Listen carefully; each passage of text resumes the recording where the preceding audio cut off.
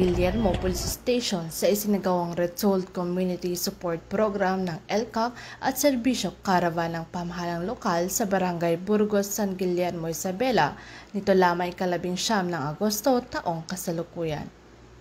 Dinaluhan ng aktibidad ng mga pangunahing opisyal kabilang si Police Major Ervin A. Langbayan, hepe ng San Guillermo Police Station, katuwang ay iba pang ahensya ng gobyerno at mga stakeholder.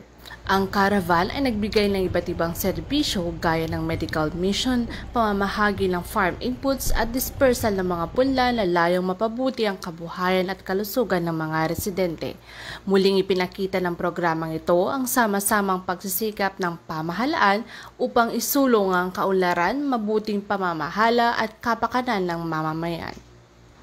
Binigyang diin ng RCSP LCAC Serbisyo Caravan ng matibay na pagtutulungan ng Philippine National Police, lokal na pamahalaan at iba pang partner agencies sa pagsusulong ng kapayapaan, katatagan at inklusibong pag-unlad sa bayan ng San Guillermo.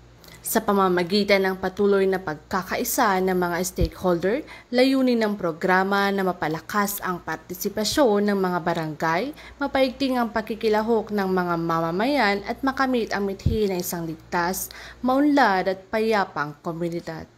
Mula dito sa Lambak ng Cagayan, ako ang iyong PNN correspondent, Patrolwoman Janet Balad, alagad ng batas, tagataguyod ng Balitang Pulis.